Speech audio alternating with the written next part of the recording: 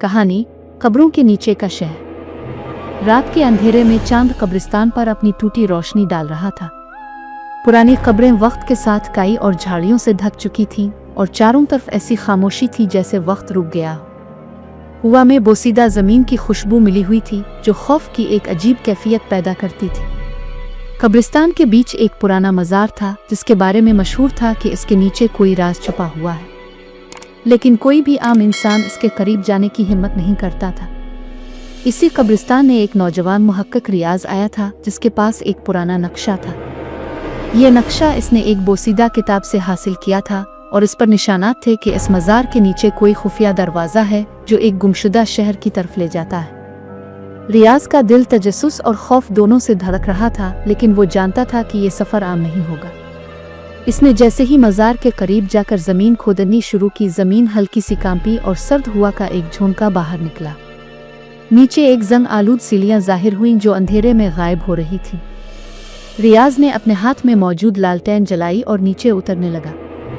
हर कदम के साथ डांसेस बढ़ती जा रही थी और हवा में सरगोशियों की आवाज़ें उभरने लगें जैसे कई जुबानों में कोई कुछ पढ़ रहा हो।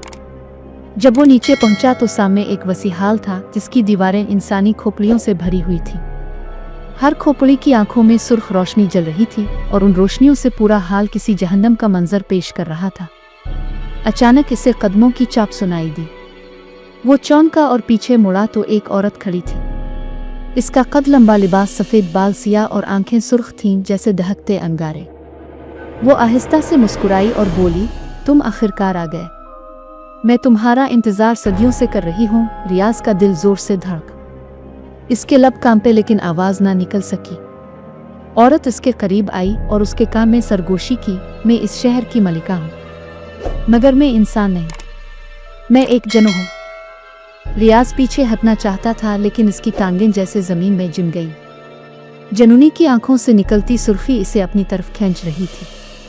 वो बोली, ये शहर कभी इंसानों का था।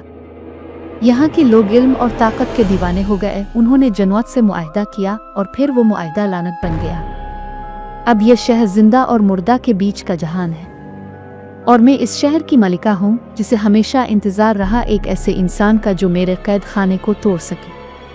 रियाज खौफजदा होने के बावजूद उसकी बातों में खो गया। वो औरत कभी नरमी से मुस्कराती तो कभी अपना चेहरा भयानक शक्ल में बदलकर इसे लर्जा देती। कभी वो इसके सामने इंसानी रूप में खड़ी होती और कभी उसके दांत लंबे हो जाते, नाखून नोकीले खंजर की तरह चमकते।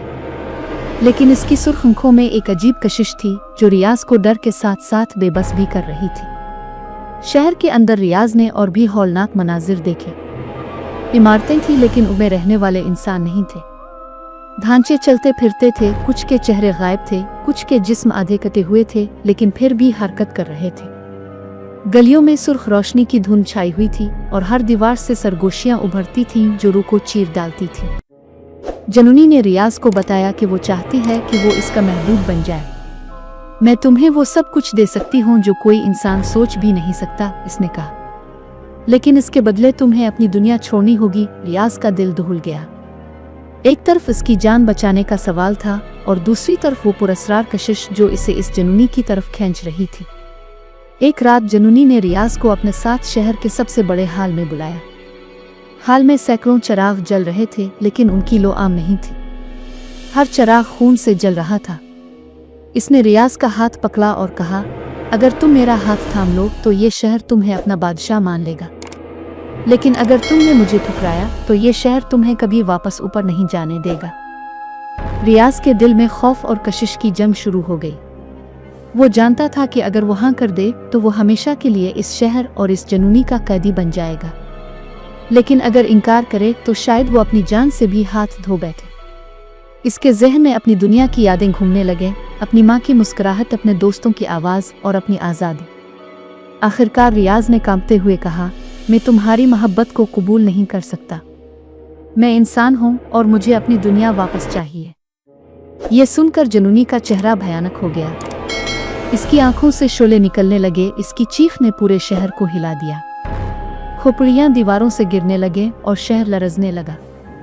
लेकिन इसी लम्हे रियाज ने अपनी उंगली काटकर खून चिराग पर टपकाया। चिराग की लो नीली हो गई और जमीन में एक दरवाज़ा खिल गया। रियाज ने पूरी ताकत के साथ भागते हुए इस दरवाजे में छलांग लगा दी।